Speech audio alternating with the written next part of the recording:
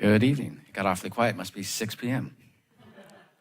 Welcome to Thursday, December 11th, 2026 City Council meeting. May I get a roll call, please? Councilor Jensen. Present. Councilmember Orbach. Here. Councilmember Westman. Here. Vice Mayor Morgan. Here. And Mayor Clark. Here. Would everybody please rise and join me in the Pledge of Allegiance? I pledge allegiance to the flag of the United States of America and to the republic for which it stands, one nation, under God, indivisible, with liberty and justice for all.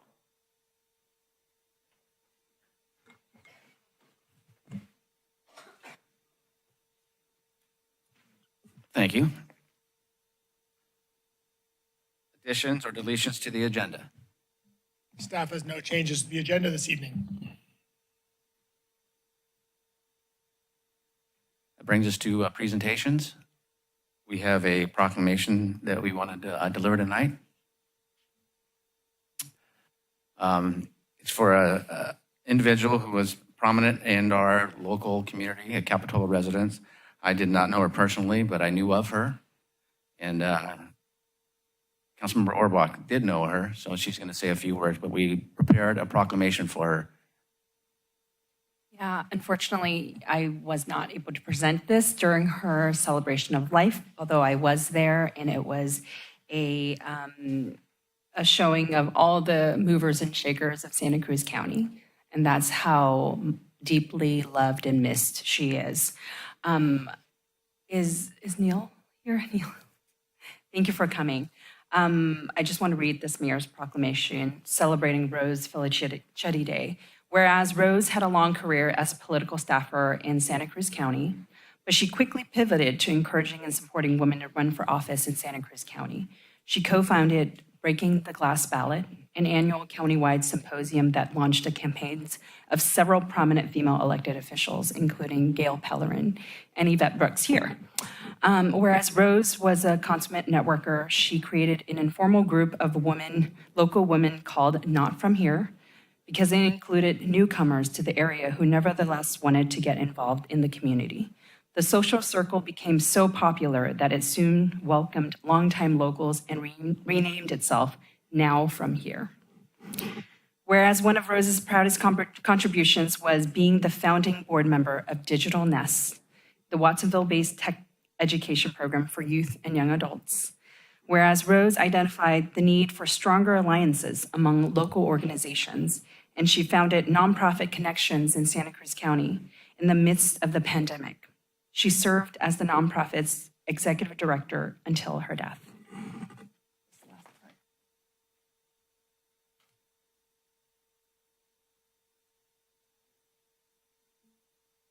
Now, therefore, I, Joe Clark, Mayor of the City of Capitola, proclaim this day, December 1st, 2025, as Rose Felicity Day in honor of her numerous outstanding contributions to our community.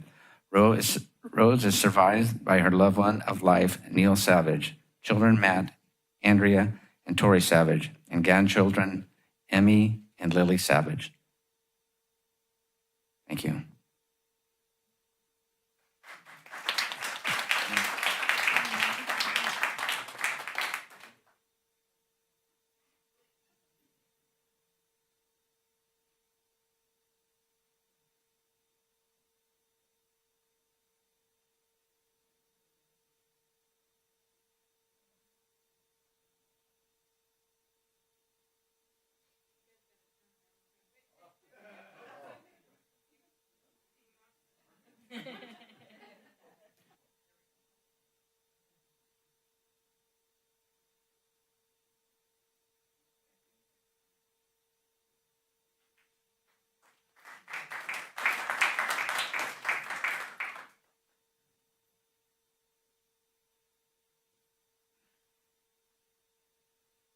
Okay, it brings us to item 4, report on closed session.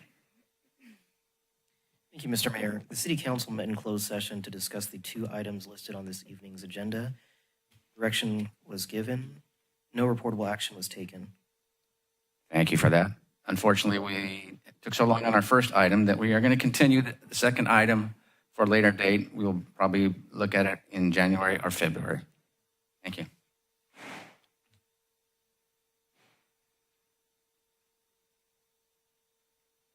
Item number 5, additional materials. The City Council received one letter and one email relating to item 9B and 2 emails relating to item 9D. All materials are available for public review on the online packet. The email relating to item 9B was received after the agenda was reprinted at the back of the room. Other than that, all of the other items are included for public review and print at the back of the room. Thank you. Brings us to item 6, oral communications by members of the public. You'll have up to 3 minutes to speak. And if you could state your name for the record, please. Yes, good evening. My name is James Ewing Whitman. It's just, here we are at the end of 2025. I think this is the last meeting here. I think it's the last meeting for the city of Santa Cruz and also the county. You know, what brought me here more than 6 years ago to speak was, why are we allowing military frequency weapons in civilian locations? And that's a pretty big elephant in the room. You know, it caused me to back up over 7,000 presentations. I haven't backed up anything in about 4.5 years. 316 of those playlists are Leo and youth, because only people being thrown under the bus more than law enforcement and emergency responders are teachers and youth. So I'm reminded that I should do more films on the beach. I haven't done anything in Capitola yet, but I should. I can recall 6 years ago in the city council, groups of people doing skits at this time of the year. It was really quite beautiful and absolutely festive. I can think of so many festive things that I've witnessed. And I've witnessed a variety of other things. I have lots of time left. So, it's really easy to question jurisprudence in these rooms. I mean, it is profoundly just so easy to question jurisprudence. I missed public comments in the city of Santa Cruz by seconds because I was outside doing homework. I'm done with finals midnight tomorrow night. I'll be really glad when that's done. I have a lot of work to do. But I was there for public comments, and it wasn't my intention, again, to fluster someone who's been involved with ICLEI for about 50 years, the current mayor, Fred Keeley, who's so good at what he does, but he just became kind of uncomfortable, I suppose, with what I spoke into the public record, enough for him to ask me to repeat it. So I did, and then he cut me off, and he cut off the people that were in line behind me and the people on the phone, and some people called him out for what was going on. And so I certainly would like to have public dialogue and people that disagree with each other. We need to talk to each other, because I think that is one of the areas where our society has really failed. I know I've basically gotten some get-out-of-jail-free cards for being able to recount, after being kind of directly insulting to some leadership with the state, that, law enforcement has a much harder job right now. Citizens aren't looking out for each other. They're using phones and stuff. So I just think there's lots of opportunities for people to be good Samaritans. And I want to thank whoever the good Samaritan was that stopped when I was being accosted by 3 teenagers on Sunday night. And I want to thank the 3 officers, I don't remember their names, that actually responded afterwards. Certainly didn't want to file charges. I totally forgive those young men, but it was quite interesting. Anyway, thank you. And Happy New Year for everybody.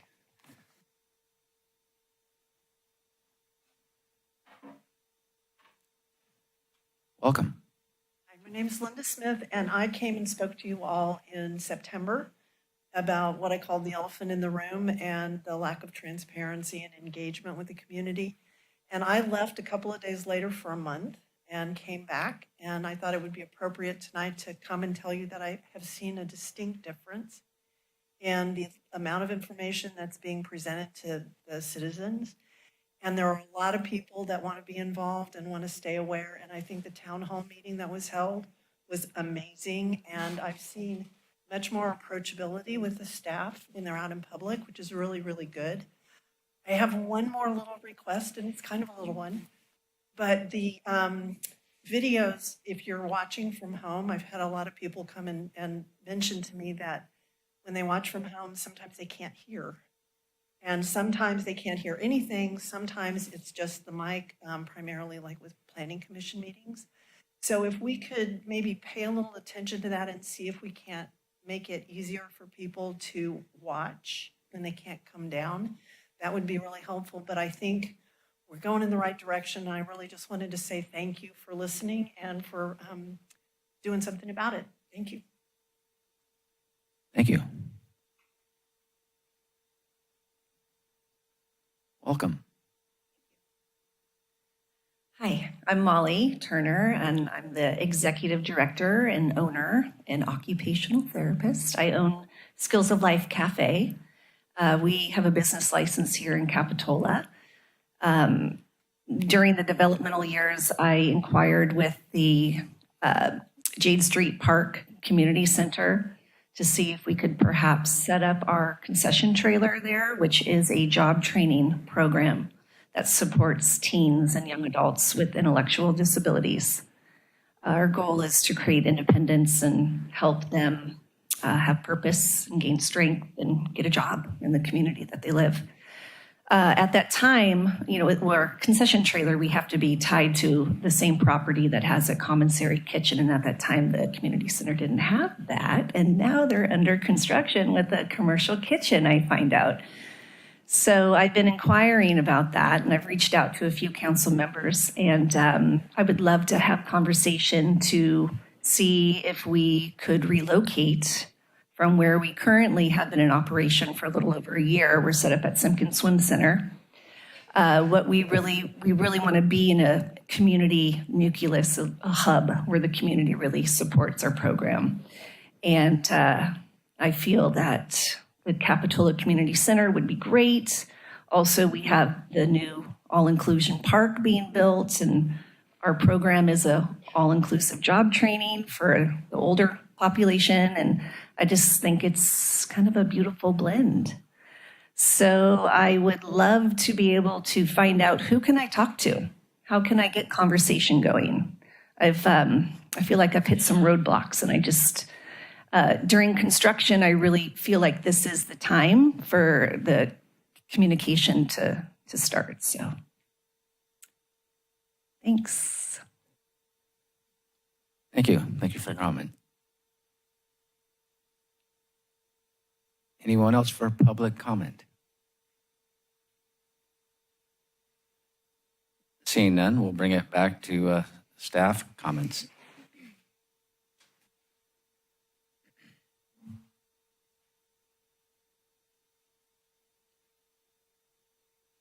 Good evening, Mr. Mayor and Council. I just want to provide a quick update on our beloved pay stations. Thank you. So we are in the process right now. You may have seen Public Works and Sergeant Craig Evans running around the village just crazily. We're in the process right now of removing the pay stations that are broken and will not be replaced because there's no parts to support them. As well as improving signage, encouraging people to utilize Park Mobile. And we are still awaiting 3 new pay stations that we have coming in. So trying to get rid of the yellow bags. I was really happy to come in and say we had 1 down pay station, but unfortunately 1 at the lower lot went down this evening. So we should have it back up and running tomorrow, but we are down 2 currently only, fingers crossed. But it's a process. We tried to strategically plan it while we were providing free parking for the village and to make it as seamless as possible. So a little bit of some challenges removing some of the brackets and things. They've been weathered over the last several years by the storms, but just so you know, that's going on. So we're well aware of the challenges down there with the pay stations and the increasingly yellow bags that people are seeing pop up. Thank you, Chief. Best of all, there's still free parking. Are there staff comments? Yes.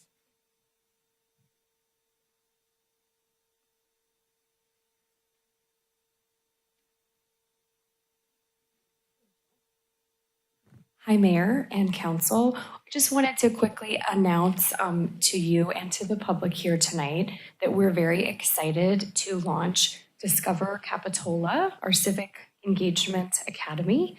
We will be recruiting and promoting that starting January 5th. It's a 4-week civic engagement gathering. You can join a cohort to learn more about how the city functions and our partner agencies and learn a little bit about this wonderful community from the inside out. So I'm hoping that we'll get lots of applicants and that it will be really fun and interesting and informative. So any kind of promotions you can help with, you'll have materials starting January 5th. Thank you. Thank you. That'll take us to council comments, and I'll start with Mr. Jensen on this side. Thank you. First, I just wanted to give a shout out to the BIA. I think last weekend was quite an event-filled weekend for them.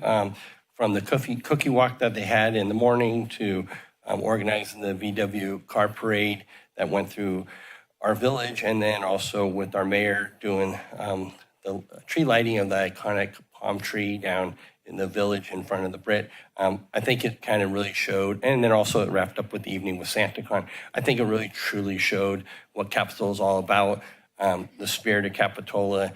I think it was well attended, and it was just one of those nights you walk away proud of where we live and what we call a place home.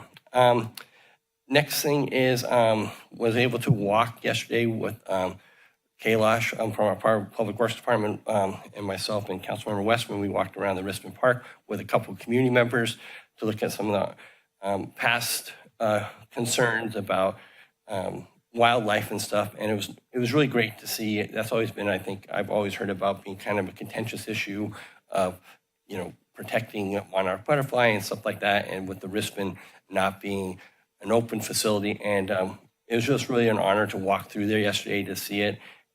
Walking with a couple of community members that had these concerns that I think represented the community interest, but to see those come together and the excitement, and I think they really felt that their concerns were heard and addressed, and looking forward to seeing the Rispin open up. Also, Matt and his crew was out there, quite sure with Jessica's direction, facilitating the final details, and it was really nice to see those final details getting put in. It's really wrapping up to be an amazing park once it opens, and I think it's going to open up, I think in the very near future. I'll leave it at that. And then lastly, I attended the RTC meeting, and the RTC Commission took a vote and provided direction on that they will be pursuing with the intern trail on segments 8, 9, 10, 11, which obviously run through Capitola. There was also connection to that was that there's going to be an extensive study about the Capitola trestle on how that is going to potentially work into one of the segments or as a separate project. I'd like to encourage in working with staff on that we could bring something back in January, maybe as a council to have a discussion and show support for the direction that the RTC is going on the intern trail, and then also our support behind having the trestle become a part of our community that I think has been overlooked and could be something that might be of a major benefit to everybody connecting to large cities, that being Watsonville and Santa Cruz. And that is all I have at this time, and thank you. Thank you. Santa Claus, yeah, something about him was very familiar. And I guess we all know who Santa is, but it definitely was a good night.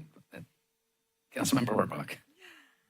I attended the Metro Board meeting on November 21st. We had a budget forecast, which didn't look good, unfortunately, primarily because of CalPERS obligations, and also with the Reimagine Metro, there was a huge jump in service delivery and costs, and now it's just becoming more and more difficult to fund.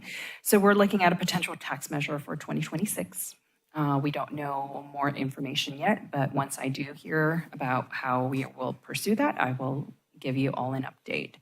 And additionally, Metro requested project funds through the Regional Transportation Commission. in their 2025 Consolidated Grants Program, and the projects they requested were fully funded. This included $650,000 to support the restoration of Route 90X, which is the bus-on-shoulder operation going from Watsonville to Santa Cruz. In addition, there was $150,000 for the West Beach Street lot improvement, as well as $288,000 to Paracruz for vehicle replacement. So thank you to the RTC and Councilmember Jensen for supporting that. Thank you. Mayor, I have a question. Can I ask a question just from about Metro? Do you think that one day, can Metro come to a council meeting to talk about, like, I know they bought new buses and stuff like that, to kind of talk about, the service they do provide? I don't really know of all those, and I don't know if that's something that you could maybe. Yeah, it'd be great if we could have that. Sorry, I don't want to take it out of context. But. Great, thanks. Councilmember Westman. I'm going to be a little more direct than the mayor and say thank you to Councilmember Jensen for being Santa at the event. You did an amazing job. And I heard a rumor that there might be a Santa walking around in Capitola Village this coming weekend at various times. So we'll be looking forward to that. I also wanted to make a comment about the Rispin Mansion. I've been in town long enough. 40 years ago is when the city acquired that property. And I had the opportunity to walk it with Councilmember Jensen and some residents in town. And it is going to be a wonderful new asset for our community. We all know we need parks for children, but we also need parks for the other part of our community. And this is going to, provide that for us. And so I think we're all going to be excited and we're looking forward. And some of the fine details that have just been added up there really sort of top off how it's going to look and what's going to be done. So the staff needs to be commended for the work they've done on that. The one last thing I had is that I've been looking at, one of the things the city has is we have, I think, 109 administrative policies. And some of them are adopted by the council, some of them are adopted by the city manager, some of them are adopted by the finance director. And, it seems pretty confusing to me.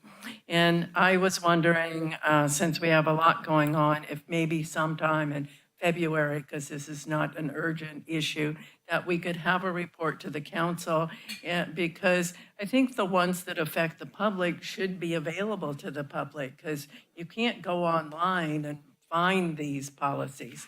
So I would like to see us have a report, and we can decide where we want to go with it. I understand some of them are just for staff and they probably don't need to be online, but I would look forward to doing that. And hopefully we can add that to our agenda. I know I don't need a second person tonight, but I see some heads nodding. So I think it will be a good thing to do. Those are my comments. Thank you. Thank you.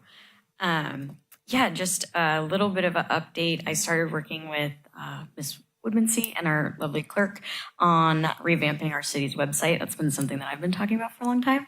So I'm really excited just to have just some more user-friendly options, a little bit more updated, obviously, and just more information at your fingertips.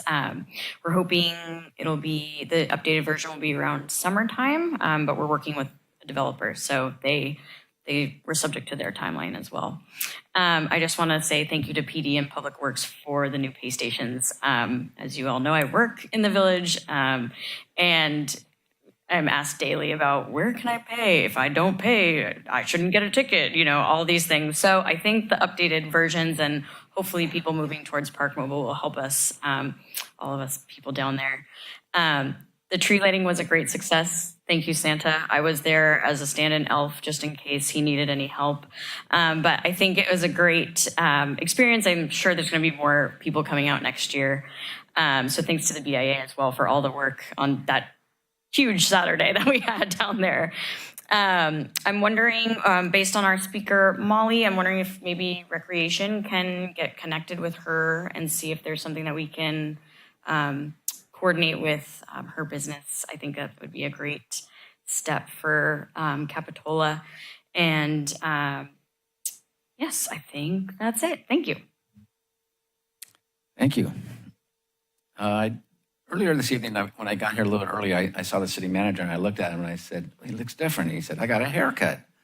And I said, oh, you look younger. But then later on, I found out it's his birthday. So I just want to say happy birthday to our city manager. And you look younger. So, Well, at some point you start going backwards, right, Joe? absolutely. All right. Absolutely.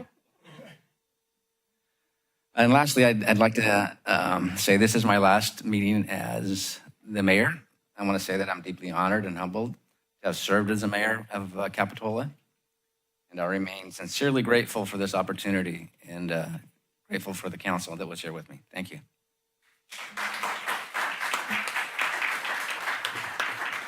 Well, I think as a council, we want to say thank you, Mayor Clark, as well. Thank you. I appreciate it. That'll bring us to item 8, consent items. All those items will be voted on a single vote, unless there is a council member that would like to pull an item. I have 2 comments on 2 items, and I'd like to pull one. So I don't know, my comments are very quick, and then I have just 1 item to pull. So Great. how would you like to handle that? My comments are on H and K, and then I'd like to pull L. Okay, we'll have L at the end of our general government. So that'll be the last item we hear. But go ahead. Oh, and the comments? Your comment. Oh, okay, great. On your comments, please. Yeah, sure. On H was just in the future, I would love to see the quarterly progress reports on the general agenda item. I think it's something that we should celebrate the successes that are going on there. And it's quite an investment of grants and a lot of hard work going into. So in the future, those could be on the regular agenda item. I think we should celebrate those together. And then another one was on K. I just wanted to point out and thank our chief for applying for the tobacco grant and getting it. I know it was one of your goals that were outlined in the budget, and it's great to see you and your staff obtain that. And so congratulations on that, and help our city's budget in getting that. So thank you. I'll move consent items A through N minus L. I'll second. All in favor? Aye. Consent items are passed except for L.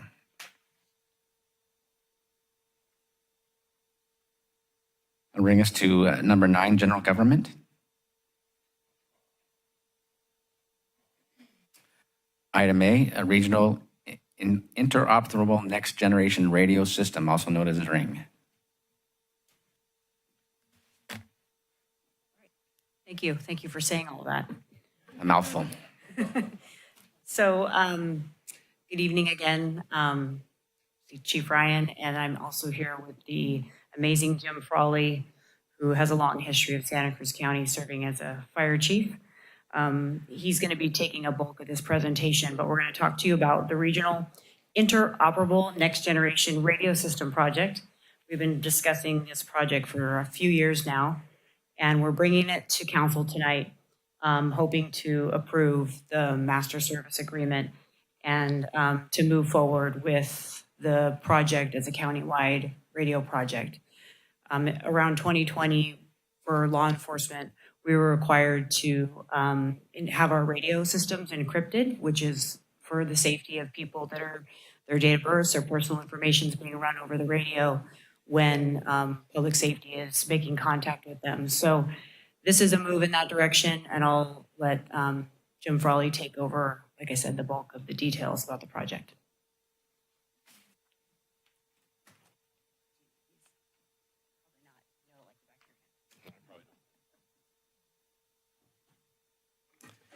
All right. Good evening, Mayor Clark and members of council. Thank you, Chief, for introducing me. I am serving as the lead consultant for the Ring Radio project. One of the key reasons why the county asked me is because I actually have experience building 2 large interoperable radio systems down in the LA area. I started my career down there as a firefighter And so as a firefighter, I worked sort of at the very technical level when we deployed our first system. And then I was fire chief when the next system came along, and I worked very extensively in the governance of the broader LA system, the LA RIC system down there. So, how do we advance? Okay, there we go. So I'm going to just give you a quick overview because I know we probably want to get to questions more than anything. And then, of course, the chief's staff report had all the details that needed to be in there. So the ring radio system comprises tonight what we're going to talk about two things. One is the upgrade, the actual technical hard equipment upgrade piece, and the other is the governance. And where we're going to be, as the chief had mentioned, asking you is to approve that, basically entering into and agreeing with the master service and governance agreement. So the hardware side is composed of basically two main systems, right? One is the regional system that all public safety is going to be part of, municipal services, and other key partners like the University of Southern California or Santa Cruz, as well as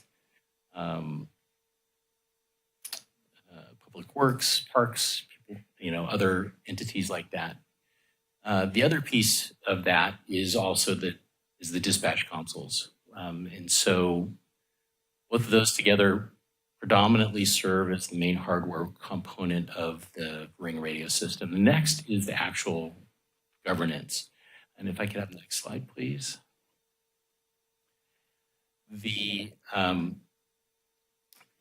In this project, what we're trying to do is we're trying to come together and bring a cooperative, collaborative sort of effort and feeling throughout Santa Cruz County. We have a long history here in the county of working really well together in a lot of different areas.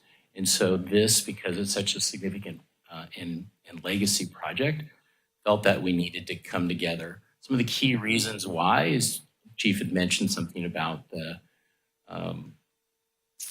encryption, that we needed to have encryption, we need to improve our coverage. Currently, our systems that we're working on are very fragmented and were all built individually decades ago.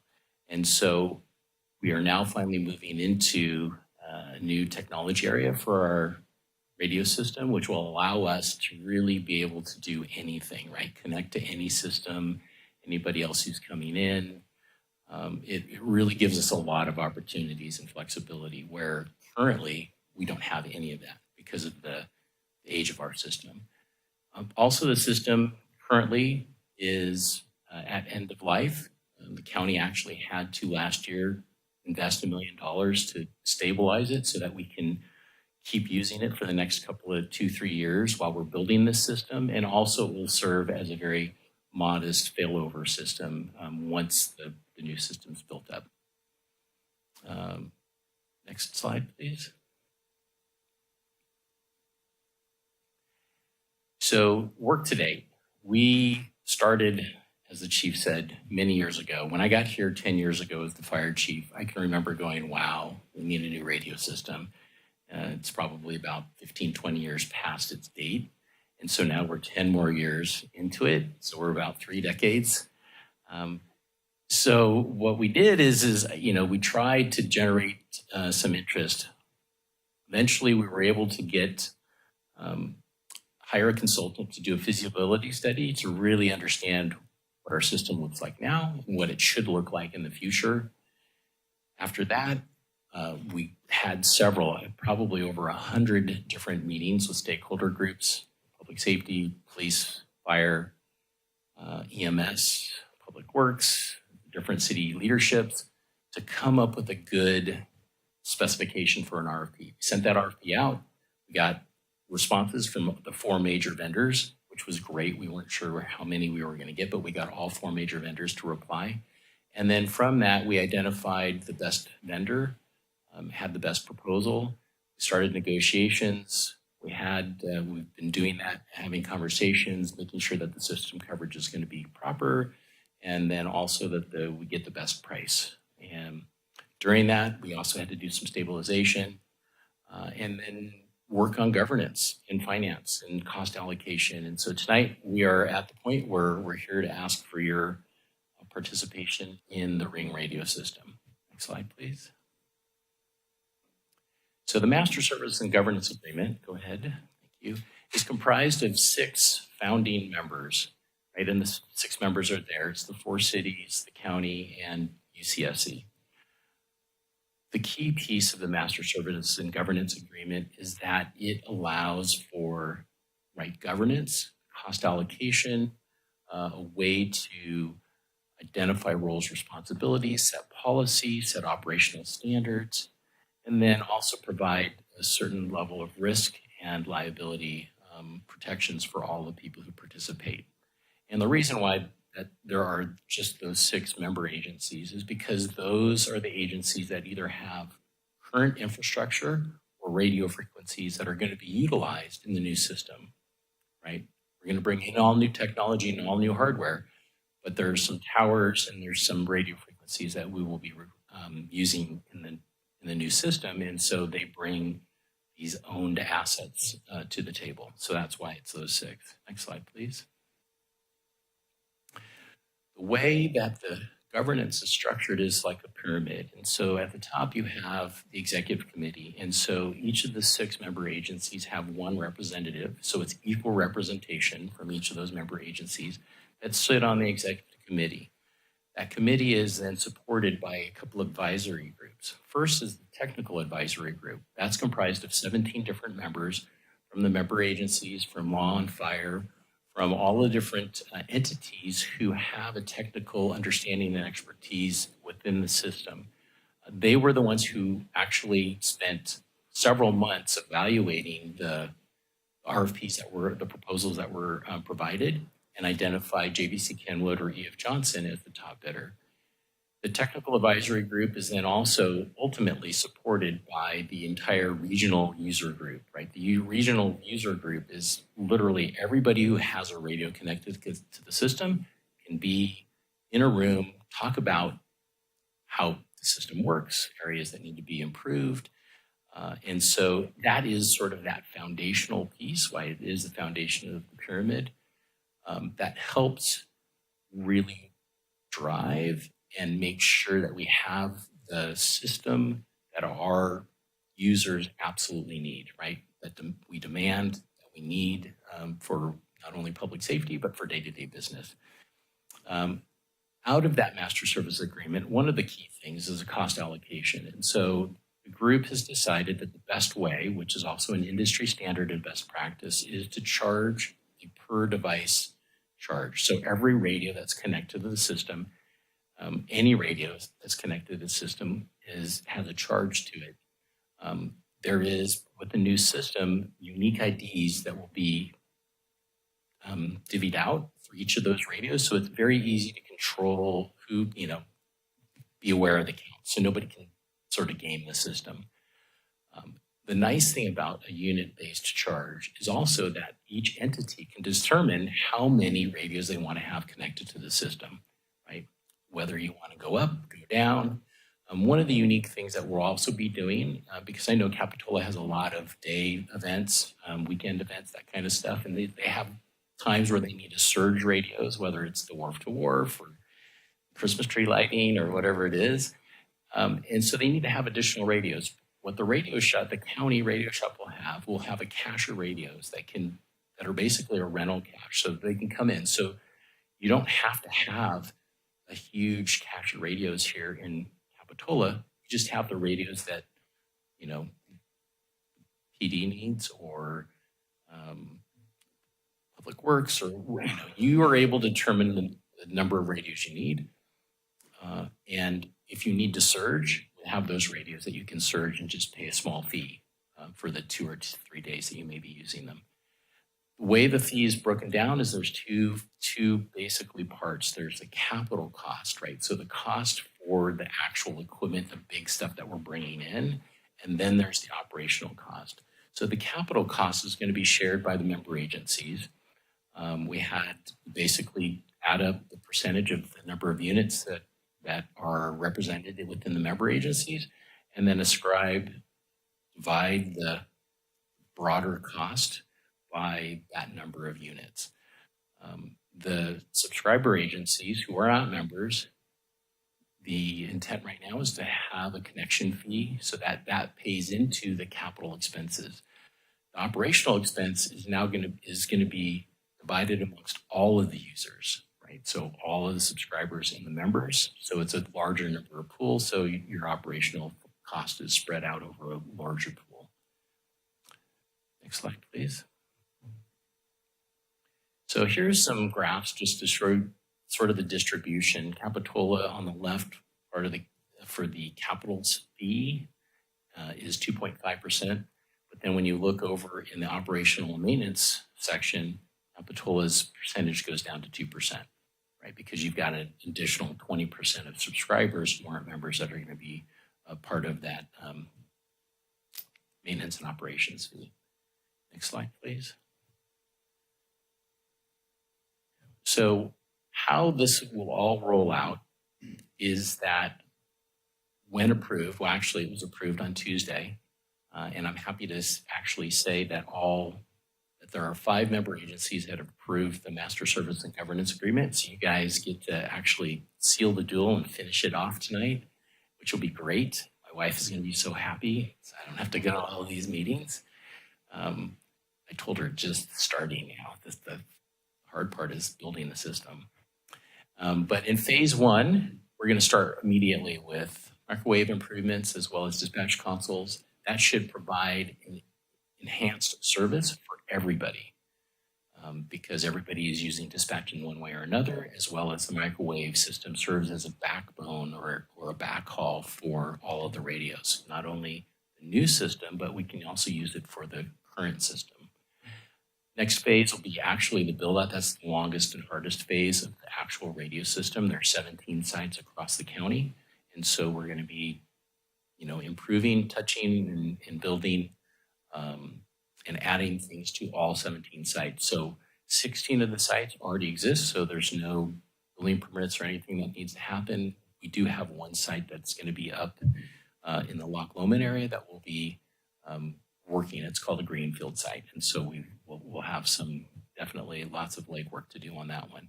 But the phase 2 is the actual build of the radio system. And then phase 3 is the final acceptance and testing. And we expect that to take anywhere from 6 to 8 months because we have a very extensive final acceptance protocol because we want to make sure we have the right service coverage for everybody throughout the entire county.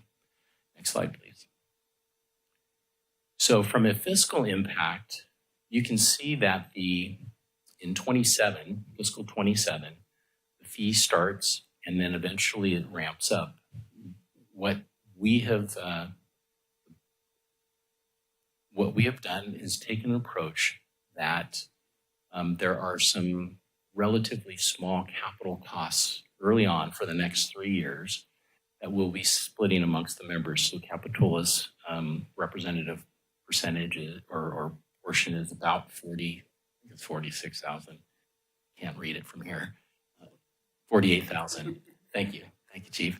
It's 48,000, and eventually it'll ramp up because what we're doing is we're capitalizing interest for the entire system for these next 3 years. So we don't have debt service payments that start until 2030. That's why by 2030 you can see the cost to Capitola goes up to about 113, I think it is, $113,000.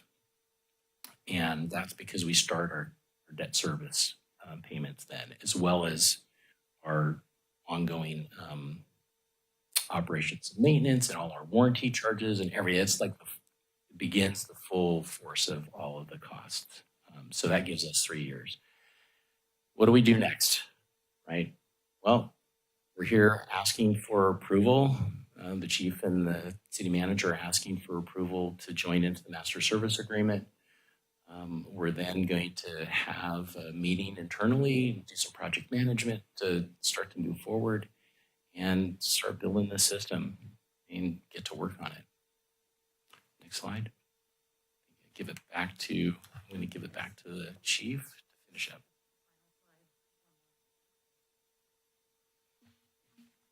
So tonight, as you our recommended action is we're hoping to approve our participation in the Ring project and authorize the city manager to execute the master service governance agreement with the County of Santa Cruz and partner agencies, and designating the city manager to serve as the city's voting member on the Ring Executive Committee.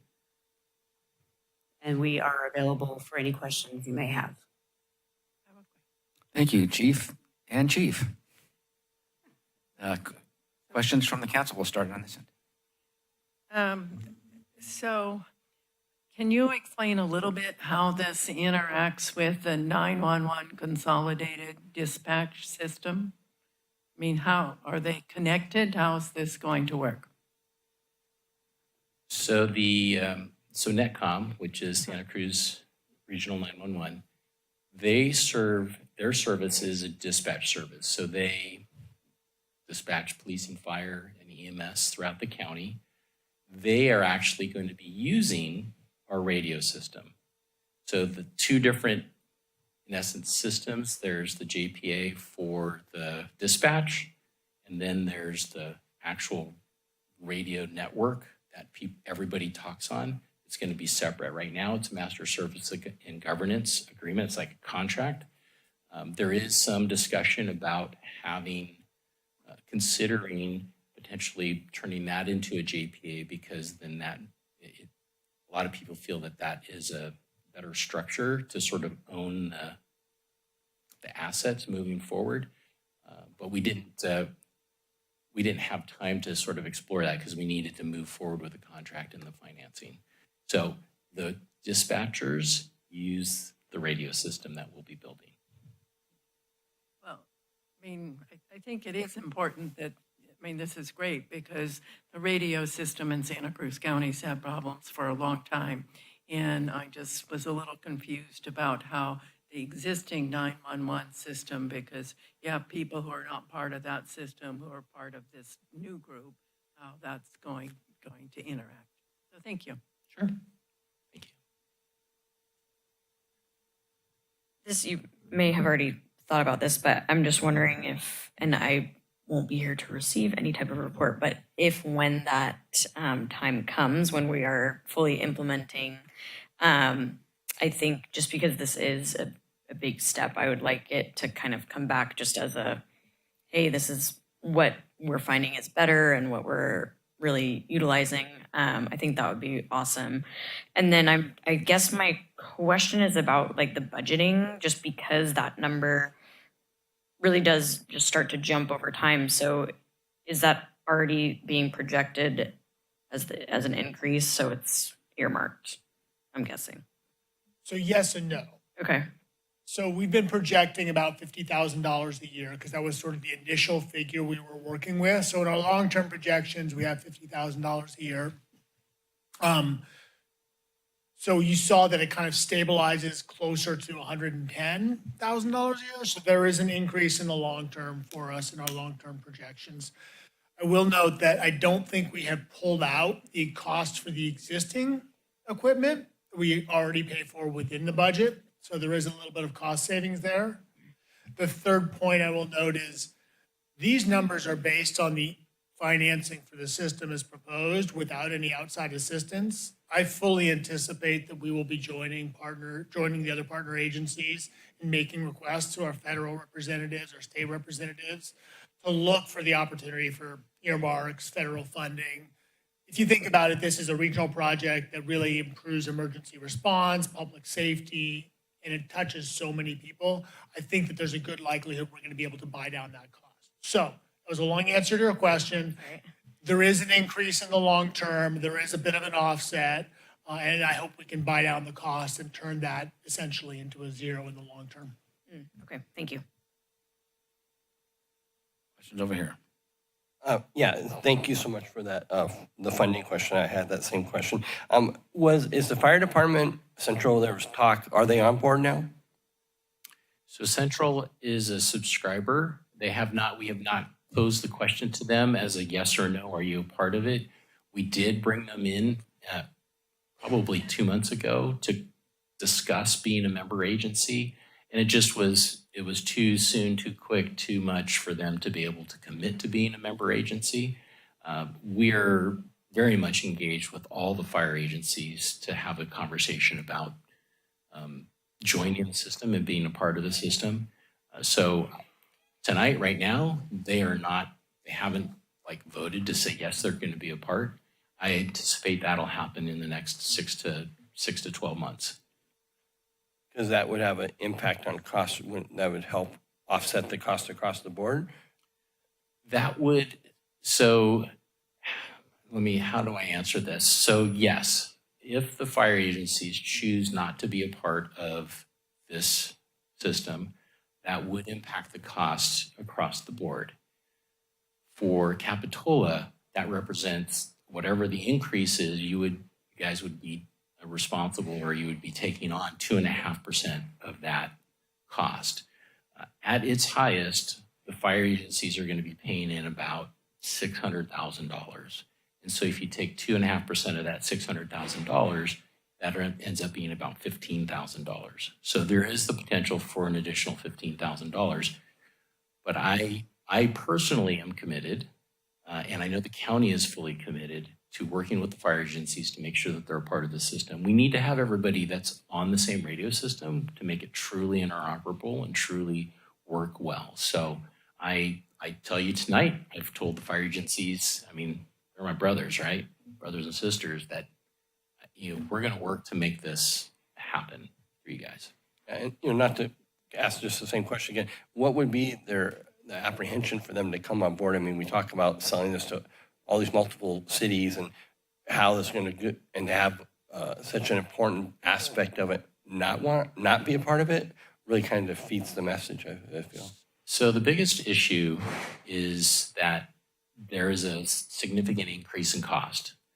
Right now, the fire agencies individually pay nothing for the radio system, which reflects what the radio system is like, right? So all of us have not paid our fair share or what we really need to into the radio system to make it what it is. So that increase in cost is a shock to them. And I get it. It's a big number. And as the city manager said, we're going to do everything we can to see if there's any offsets that we can bring in, either through grant funding, like fire agencies as well as law enforcement have unique grant funding opportunities that they can explore. And the nice thing is we've got 3 years to figure this out, right? We've got 3 years before the system gets turned on, hopefully a little less, but I'm saying 3 years. And in that time, I'm hoping that we'll be able to get it there. But really, it's a cost issue for them and trying to find the right cost point for them. Yeah, I think our city manager's done a great job explaining to us when we look at property tax, how it's broken down and what the city gets compared to what the fire department gets. And we hope that they could, if they need a refresher, I'm quite sure he can, but maybe send that message. I just think it'd be so important to have them a part of the system if we're going to be bringing this on board. So absolutely. And I don't think Central is the one that has the primary issue with cost. I believe that it's the valley agencies that are up in the San Lorenzo Valley. They have a much tighter sort of property tax structure there. And sorry, I just have one last question. So you talked about, like in Capitola, we have infrastructure that is going to be reused, right? So Capitola's made an investment over years of that. Is there any discount that goes to Capitola because you're using some of their infrastructure? Because there might be some cities you aren't using as much infrastructure, or maybe we aren't. That just caught my eye.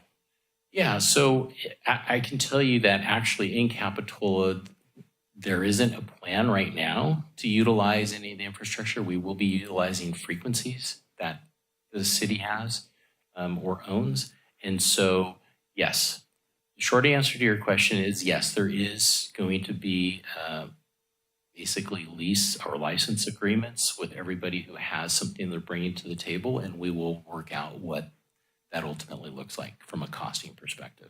Perfect. Thank you. I think I had similar questions in terms of budgeting costs. Is this going to come out of our general fund? Right now, we're splitting it 50-50 between SLEF, the special, that one, yes, the supplemental law enforcement funds that we get from the state, which are to enhance police services. So that currently is split. Finance director, police chief, and I have been like looking at this, trying to figure out long-term. Probably the O&M costs don't really make sense as a SLEF expenditure. It's probably the enhancement for the, I got some body language there from the chief. Probably the purchase itself could be, but we're gonna have to figure that out in future budget cycles, kind of what the division is between general fund and SLEF. And then ultimately, how successful we are at obtaining outside funding.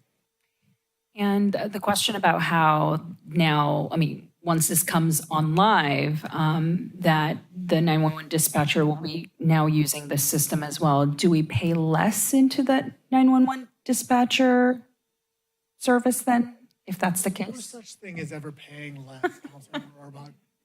That would be nice, but no, right now, it won't change the relationship or the costs up at the 911 center. Not to my knowledge, unless I'm missing something. I'm seeing heads shake.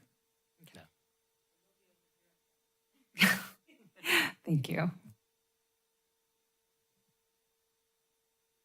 Great, see no other questions? I have no questions, so I will bring that to public comment.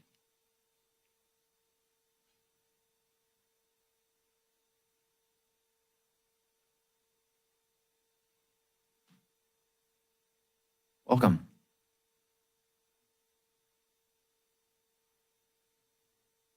Yeah, my name is still James Ewing Whitman.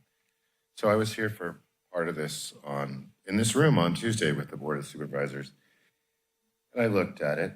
You know, my understanding is this is an allocation of $29 million for some point. All I can say is I'm 58 and I've probably called 911 at least 100 times in my life, and there hasn't been one time that I wasn't able to get through. So I'm not saying we need to reinvent the wheel, just to kind of rehash some things that I learned about this. There's 17 sites, 16 are existing sites. Why are we doing this? We're talking about like encryption, and that is making some assumption that there's some security and privacy with anything in the digital age. And I think there's a lot of information that there is no privacy. I suppose I could bring up the example of what happened during the Canadian trucker strike, where they chose to take their bank accounts. Now, was that not a reminder to Canada about, what's really secure about our digital system? And I would like to say very little. If one looks into the history of the Entrust Corporation, where a lot of city and counties and states and corporations, their software is Entrust. And they've got their own backdoor to modify, and that really goes back to Goebbels and Goring back before World War II. Wouldn't I love to talk more on that? So I really have no questions except to really just pay attention to what's going on. Our safety standards for frequencies that were established by Herman G. Schwarm in 1952, based on a 300-pound dummy. And the thermal effects, the reading for safety was 10 million. Whereas bacteria is affected at a reading of 7, and aren't we like 70% bacteria? So there's a lot to look into. Besides, any cell tower over 150 feet is unregulated. So it'll just be interesting to see what happens and how this stuff progresses. It is new technology. I remember about 2.5 years ago, 3, 4, no, Andy Mills was still police chief. City of Santa Cruz got $250,000 to get new tasers. And the current police chief who spoke then, Bernie Escalantes, did an excellent presentation. And there was no point in me saying that, hey, there's a lot of information that the new tasers are at best work 75% of the time. The old tasers actually work better. So I'm just hoping we don't throw away the old stuff, analog equipment, because that may be necessary. So thank you. Thank you. Welcome. Keith Galen. And I've been either indirectly or directly involved in this issue, similar to this gentleman, not as intently as this gentleman, for the last 40 years also. In fact, sold Motorola equipment and so on that would answer some of this. and I'm sure you've all been briefed on the major challenge with this is most of the agencies were using different frequencies, different equipment. They could not communicate. So I'm totally in support of this. I only have two general questions. One is, I'm curious why it wasn't announced two of the four vendors, the one that's currently leading or is looking to be awarded the project hasn't been announced, since that's actually public information. The second thing is that I always step back from any situation, and I believe this will help all the public agencies. What I'm curious for the council maybe would be interested in knowing about is how's this going to integrate into the next step that's going to be coming for the county? Because probably the best, they used to call themselves a security center, and now they call themselves an information center in the state of California is up at Elk Grove. And basically they take all communication, they take all video that comes into them, and to the extent that for their video, that their social services, their parking, their other agencies can all utilize that information for both enforcement, help the public, and so on and so forth. So I think one of the things that would be nice to know for Ring to tell you guys is as the county moves forward to a more centralized video system, how this will integrate, what potential costs there's going to be with that, and how it's associated.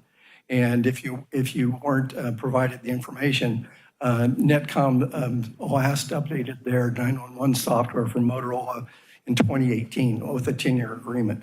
So that's also going to expire in 3 years. So you can probably anticipate another cost increase when that comes along. So thank you. Thank you.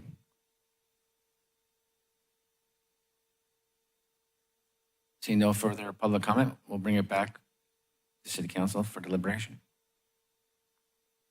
Just a question, is it public knowledge of who the vendor is?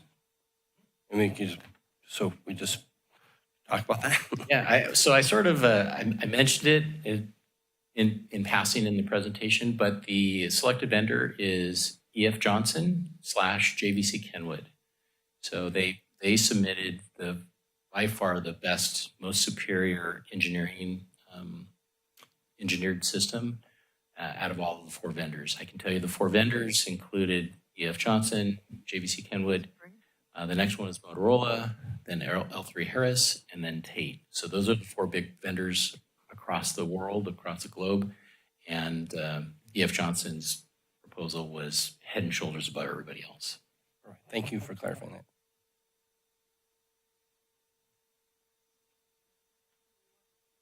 Do we want to make a motion, or do people have? I'll make the motion.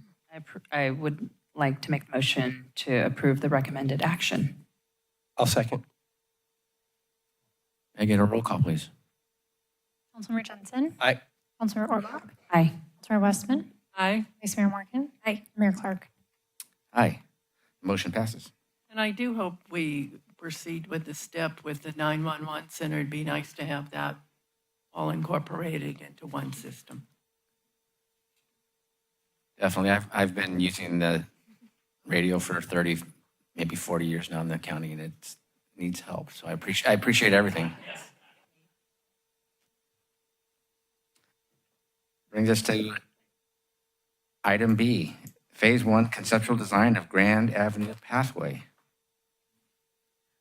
Good evening, Mayor and council members. This item was continued from our last regular council meeting, and we brought it back to you with a little more information this evening. Next slide, please. For those of you just tuning in, Grand Avenue used to be a 2-lane roadway that was closed in the 1980s due to coastal erosion of the bluff side and has been a pedestrian path ever since. In the past few winters, we've experienced damage from the Saxon to Oakland section. That is the blue section on the slide here of the pathway, which is currently closed. The down coast section between Oakland and Hollister has been closed for approximately 5 years, also due to coastal erosion.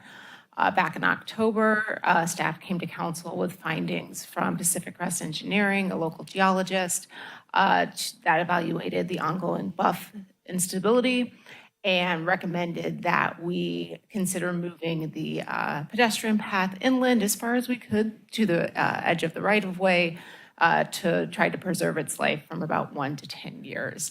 The direction received from council that evening was to move forward with a contract for a conceptual realignment plan of the pathway, and that is what is concluded in your agenda packet this evening. Next slide, please. Briefly, the purpose of doing a conceptual plan is to really determine whether we should move forward with the construction documents. So it would show you an alignment, it would go over grading feasibility and volumes, and drainage plans for this type of project. SSA Landscape Architects is a local firm that has design experience with these types of projects. They would be doing a topographic survey and a base map, a conceptual plan, and then also a cost estimate. The cost of this conceptual plan would be approximately $13,000, a 2 to 3 month time frame, with the intent of coming back to council to consider next steps in spring of 2026. Next slide. Just for your reference, also included in your agenda packet would be potential next steps if we were to move forward with construction documents and construction of this, and the design contract with SSA would be about a total of $47,000 from concept through construction under this contract if we were to move forward with the entire thing. So some of the questions that we received during last council meeting was looking into the first quarter sales tax performance. This information is from our finance department, who received that information, I believe, last week or the week before. And current sales tax revenues are really tracking close to what we expected when we created the budget earlier this year. So there's no significant overages or shortfalls related to the sales tax performance. The funding approach for this project, there really aren't any anticipated cost savings from the many active CIP projects we currently have going on, which we went over in our community meeting a few weeks ago. And generally, when we have mid-year capital commitments, we rely on existing CIP project funds. Next slide, please. So included in your agenda packet was some of those CIP projects that we currently have underway from council goals earlier this year. An RFB, which is there at Stockton Bridge, which is a capital purchase, Esplanade Park and Monterey Park Playgrounds, which were developing planning documents, Park Avenue, which was expended on the striping plan on Park Avenue earlier this year with the pavement improvement project, and money for economic development.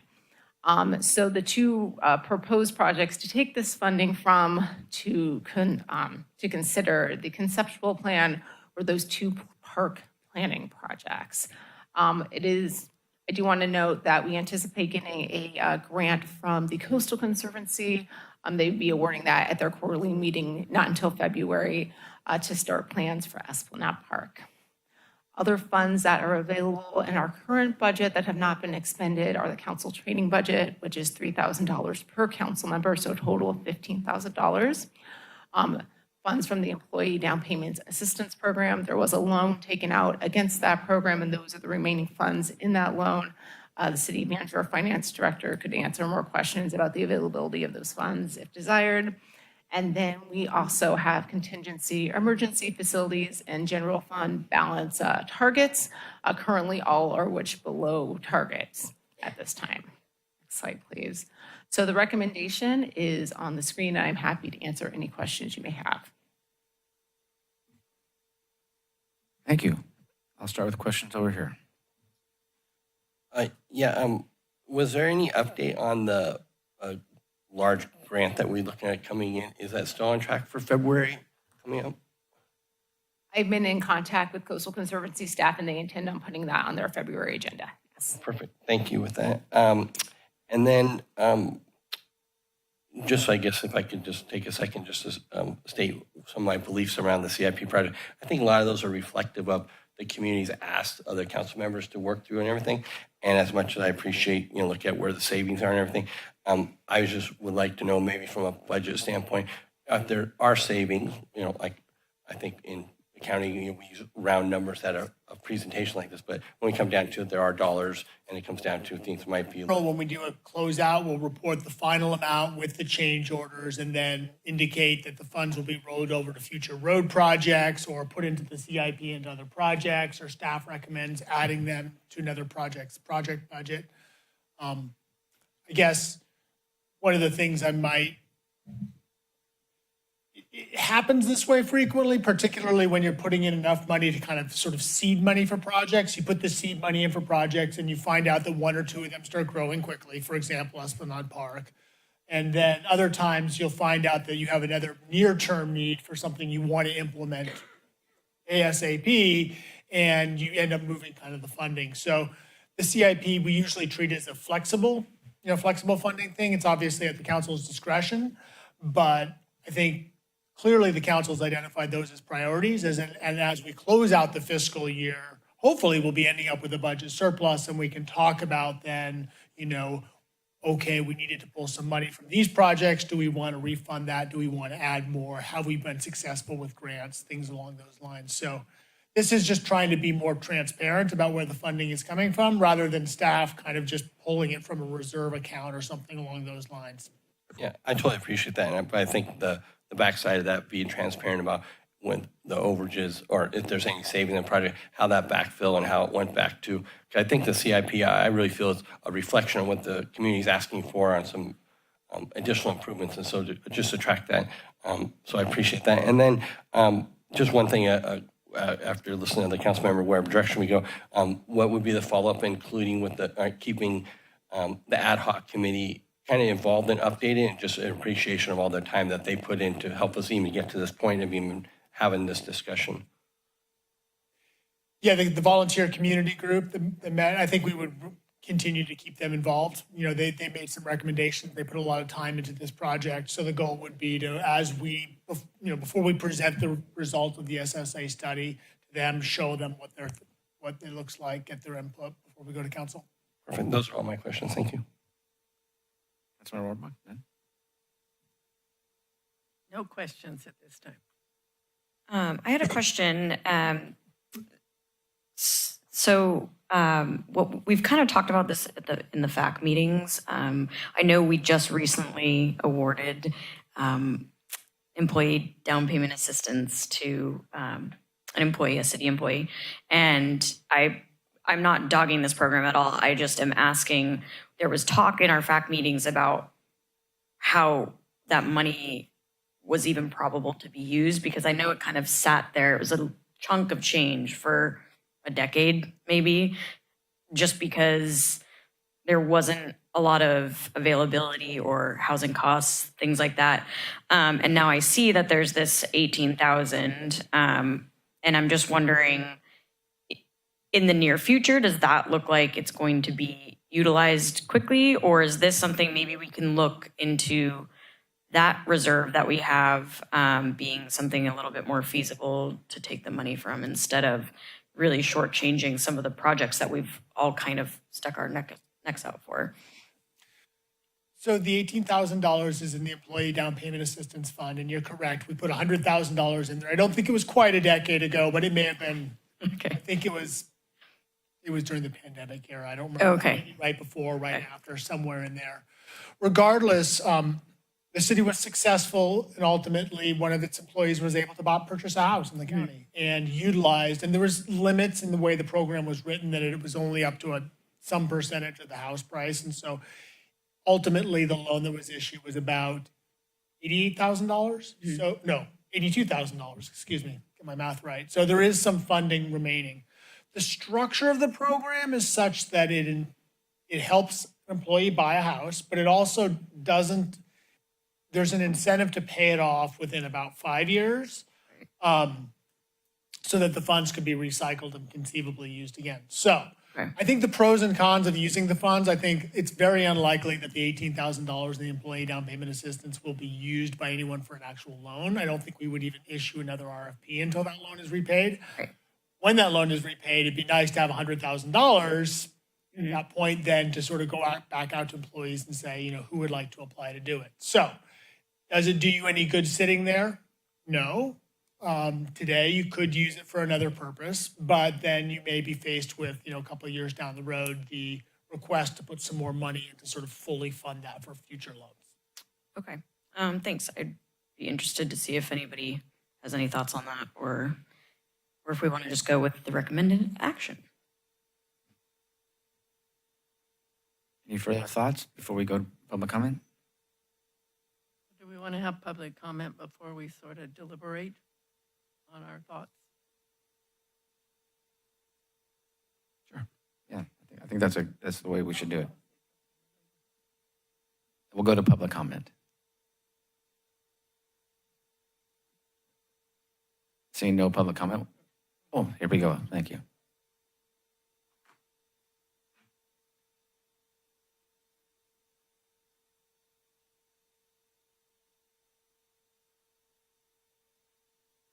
Welcome.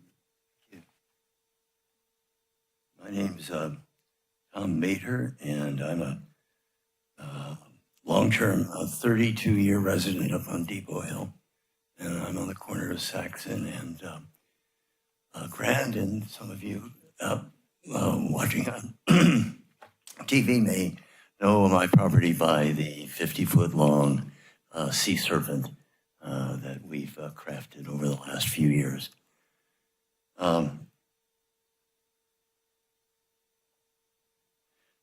Briefly, I believe the Pacific Crest Engineering study does a disservice to the city. I reviewed it with a preeminent geologist who's a senior executive with the USGS. And oddly enough, he was in the Crest Departments in 1987 and began keeping a file on what's going on at Depot Hill. So he shared the file with me. I shared the report with him. He felt it was no good. And the reason was twofold. One, they only had one data point to start with, and that was in 1956.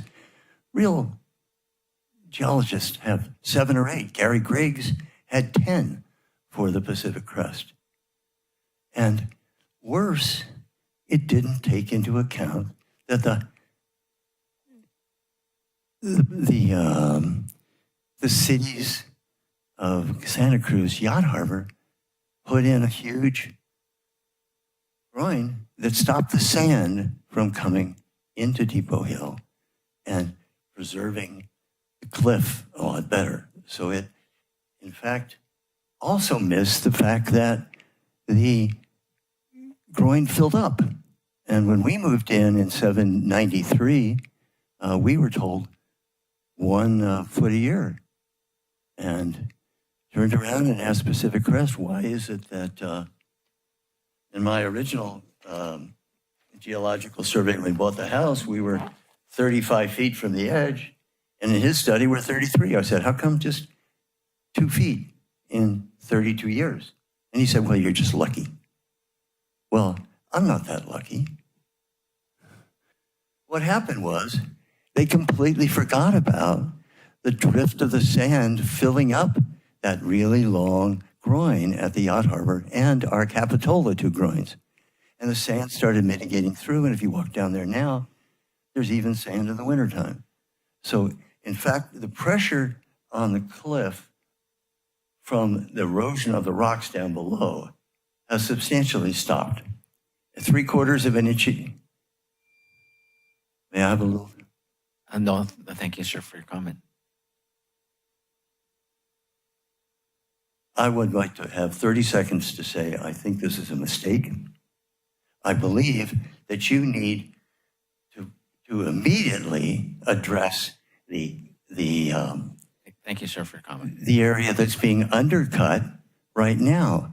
You're going to be doing a topographic survey, and that land may not be there in the spring. It may be gone, and you've spent this money. And in fact, thank you, sir. I appreciate your comment. My pleasure. I look forward to possibly litigating. Bye. Thank you. Any further public comment? Seeing none, we'll bring it back to council for deliberation.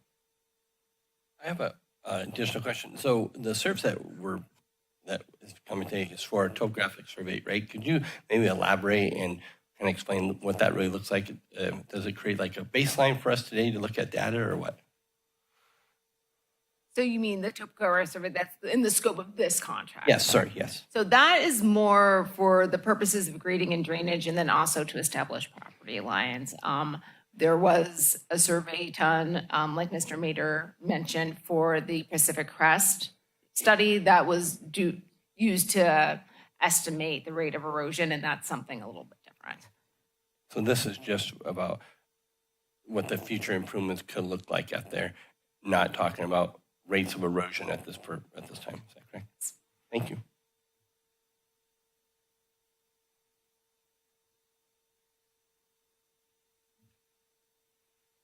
I think this is a hard one for me. I think I've made comments prior about how it's difficult for me to think about spending all this money when we have our Cliff Drive Resiliency Project, which truly has public access. And I know this is just phase one, but we're talking about, and we're diverting, reallocating, the $1,300 already. And if we want to move on to phase 2 and 3, it's an additional $34,000. And then not to mention the full price tag of possibly several $100,000 to preserve 2 blocks in front of 8 homes. Ultimately, I think nature wins, and it's hard for me to, again, support infrastructure that will eventually fall into the ocean. So this is an investment, that's hard for me to grapple with, along with liability issues and litigation, questions of litigation. Thank you. Question? Deliberation on this side. So the way I understand this is that this first phase is really going to provide us with information about if we were going to do a pathway.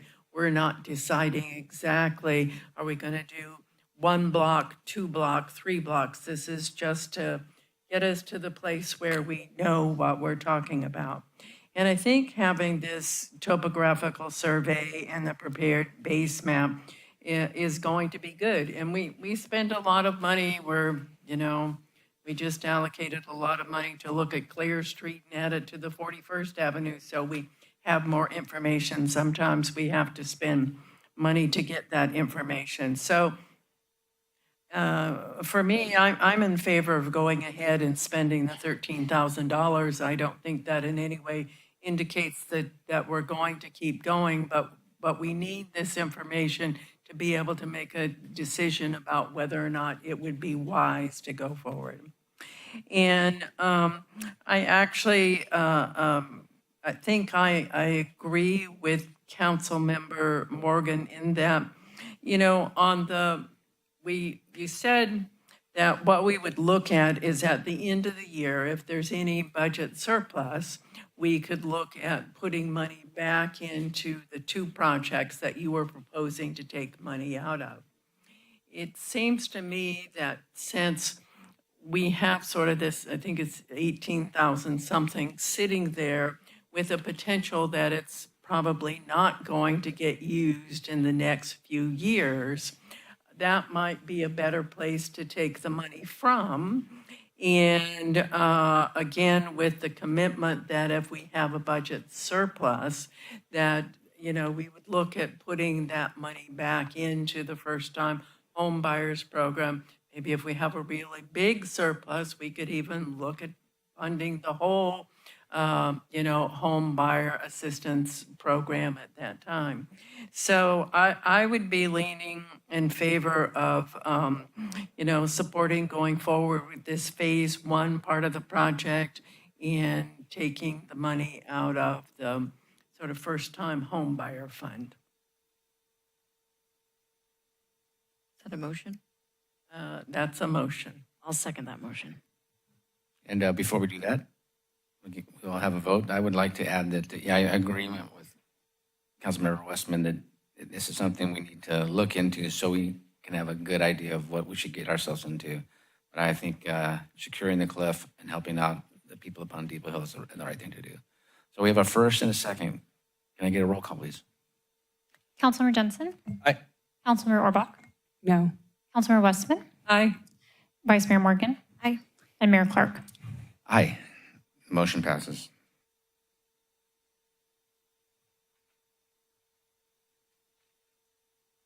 That brings us to item C, Capitola Municipal Code Sections 2.04.140 and 2.04.2.210. It's a mouthful. It is. Good evening, Mayor and Council. Tonight for your consideration is an ordinance amending our municipal code to update the administration section regarding to agenda setting and rules of order. As a quick refresher for members of our audience, for city council members to talk about an item at a city council meeting, it has to be listed on the agenda. That's required of us of the Brown Act. Our current municipal code states that council members may request a new agenda item during an open meeting. Back in July, Councilmember Orbach requested staff conduct research on how other cities handle council requests for agenda items. In August, I produced a memo to the City Council with data from 24 other agencies listing out how they handle that type of process. In September, Councilmember Orbach requested an item on a council agenda to discuss the city's agenda setting procedure. And in October, council directed staff to prepare an ordinance requiring a second council member to place an item on the agenda. So today, for your consideration, is that ordinance. In the ordinance, there are two sections of the city code that are being proposed to be updated. The first is, as our mayor read earlier, section 2.04140, which is the agenda setting process.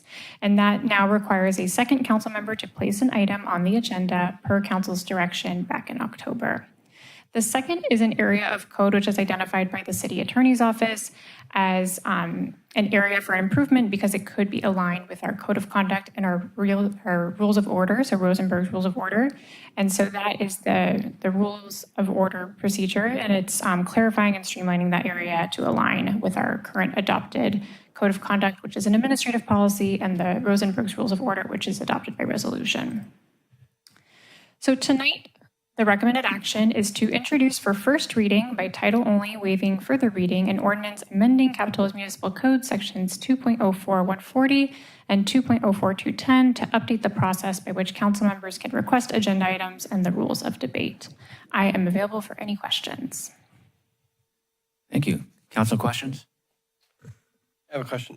Just a general knowledge or information. When we have ordinances like this that get reviewed, does it make sense, for as council, being a new council member, that they get put together, like let's say, if we're gonna have 5 ordinances at some time, just so I'm thinking of cost to the city, like legal time to review this kind of thing like that.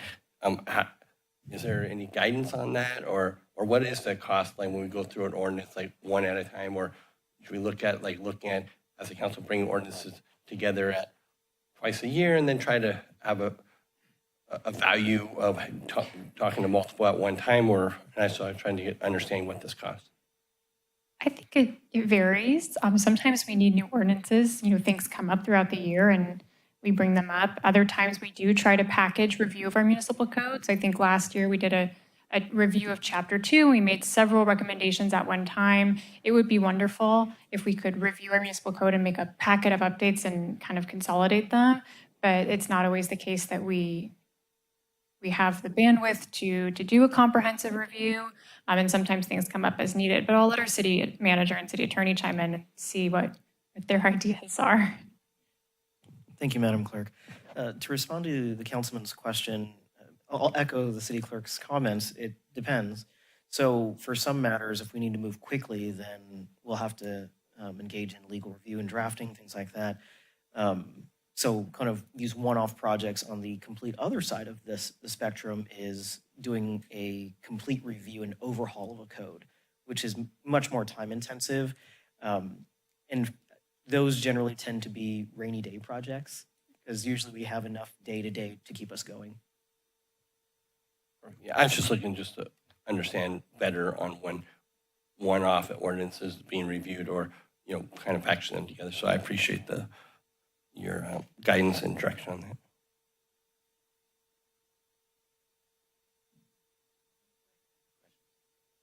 We'll take it to public comment.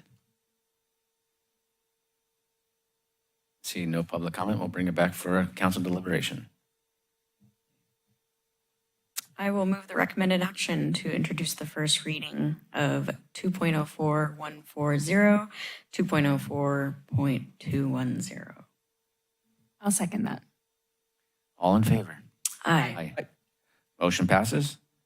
That'll bring us to item D, but I think before we do item D, let's go back and do L that we pulled earlier from the consent agenda. That was the temporary hour employee pay schedule.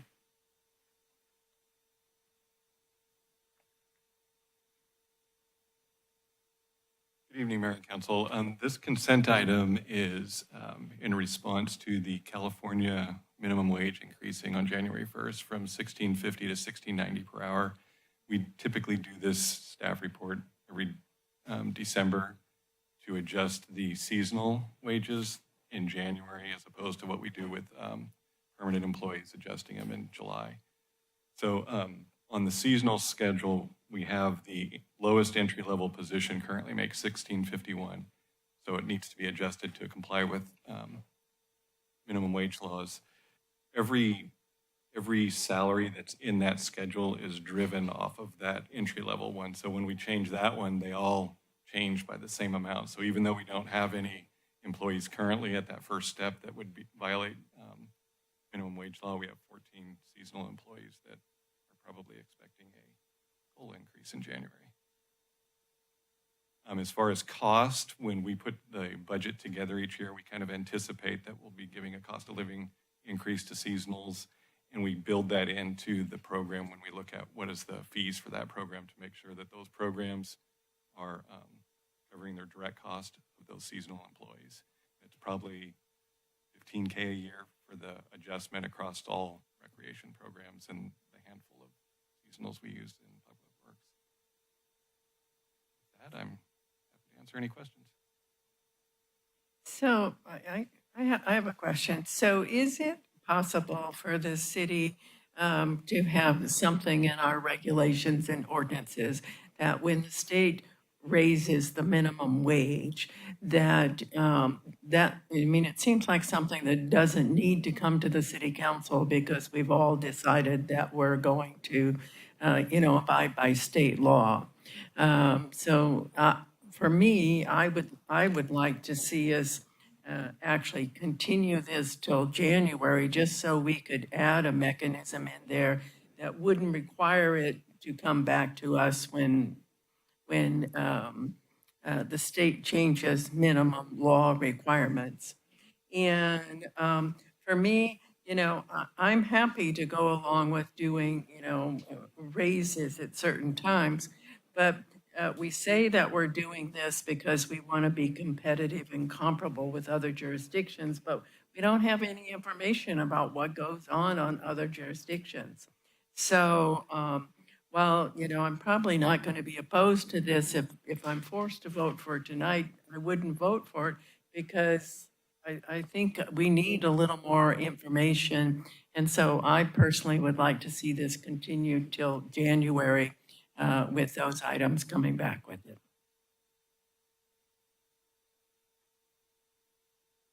No questions, thanks. Any other thoughts? Yeah, I asked this for this item just before, and I appreciate our finance director providing more insight. It's just I'm concerned about the messaging that we go forward with. Just at our last town hall, the city's looking at deficit, and at the same time that we have an item like this on consent and they're talking about giving out raises.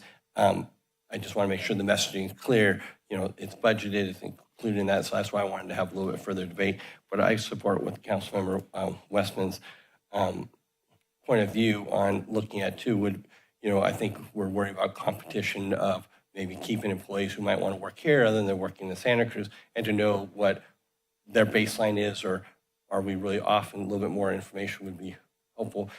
I know it's not a big number, but again, I'm just worried about the messaging going forward on giving out raises at certain times. At the same time, we were saying we don't have money. We just had a big long debate of where we're going to find $13,000. And, so it's just about the messaging and making sure we're all in sync and we can all speak the same message at the same time. So thank you for the additional information. And I appreciate Councilmember Westman's suggestion of maybe looking at that. So just to clarify, this is something that happens every year, that we increase by CPI for the lowest wages? It happens every year that the minimum wage goes up. Goes up, okay. So is Councilmember Westman suggesting that there be an automatic mechanism that when the state increases minimum wage, that we do so also without having to come back for approval. Correct. I would support that. Great. So I'll make a motion to continue this item to, Can I make one comment before your motion? If we're going to delay this in the motion, can I have the authority to give retroactive pay back to January 1st for those seasonal employees? well, I think we would have to decide that at that meeting when we see the comparison of what other cities are being paid and, for me at least.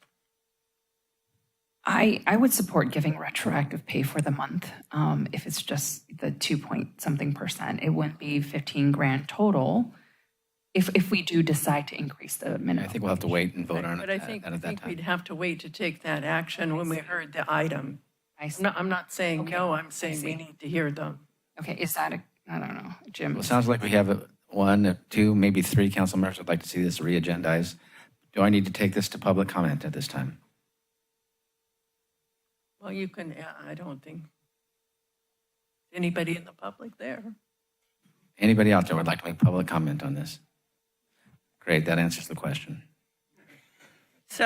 So it looks like at this time we will be holding off on L of the consent item and have it re-agendized. I'm so sorry, Need a Mayor. motion to continue the item to, why don't we say the first meeting in January and then, or, I think it would be a little bit easier for us the second meeting in January, not to delay it, but just because of the holidays, we would have to be doing the research and preparing these. Our goal is to actually have all our staff reports for January done by tomorrow afternoon. I'll make a motion that we continue this item till the second meeting in January to come back with the additional information. I'll second that. We have a first and a second, all in favor? Aye. We'll see it down the road. Thank you for that. That'll bring us to item D, the one we've been waiting for this evening, for the reorganization. And So Mayor, you have a presentation for us? I do. Thank you so we much. don't typically, I'm going to be honest, this is the first time we've done this. We do not typically do a presentation for I this appreciate item. it. But I had a little bit of extra time this week and I wanted to throw something together just to say thank you to our mayor and council for your service this year. It's been a really busy year and I wanted to just offer a little bit of recognition. So we have this lovely photo from a recent event that you all attended where you're all coordinating colors. Don't know if that was planned or not, but beautiful work, guys. So I do want to give a quick shout out to our mayor this year. Like I said, it was a really busy year. This year, the mayor presided over 31 council meetings. In case you're wondering, over 84 hours of city council meetings, not including tonight, ladies and gentlemen. And this year, Mayor Clark, you signed 52 resolutions, 5 ordinances, 27 proclamations, 32 meeting minutes. In case you are reading every single staff report, like all of us do, you read over 400 staff reports this year. And in addition to all of this lovely work, you also submitted 10 mayor's message columns to the Santa Cruz Sentinel. So just a quick shout out to say thank you to our council members and the mayor for your duties this year. We hosted a number of meetings that were very well attended. We hosted meetings off-site. We hosted meetings here. So I tried to capture some of those images. We also had a really active constituency attending our meetings in person and remotely. So thank you to our community for showing up. And so finally, I just wanted to extend a really heartfelt thank you from staff to our mayor and council members for your service. And then tonight, the recommended action is to appoint by motion and vote a mayor and vice mayor to serve in 2026. I thank you so much for all that. That's very appreciative. And again, I couldn't have done it without the council and the staff. So thanks, everybody. Okay, so do we just make a motion now? I will just remind the council to take public comment before making a vote. That's all. All right, at this time, I'd like to see if anybody would like to comment. Public comment is now open. But we need to vote. They get to comment after we make a motion, right? No. Comment should be taken before the vote. Okay. So come on up.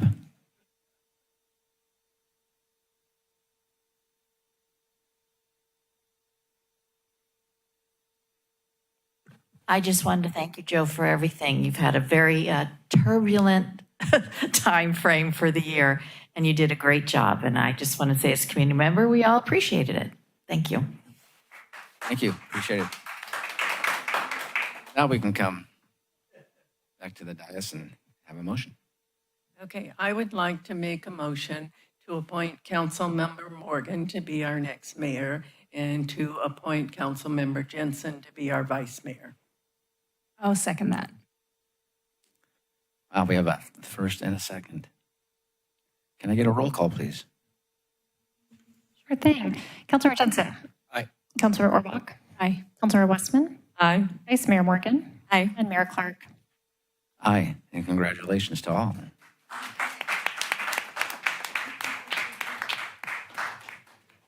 I get Jerry's seat now.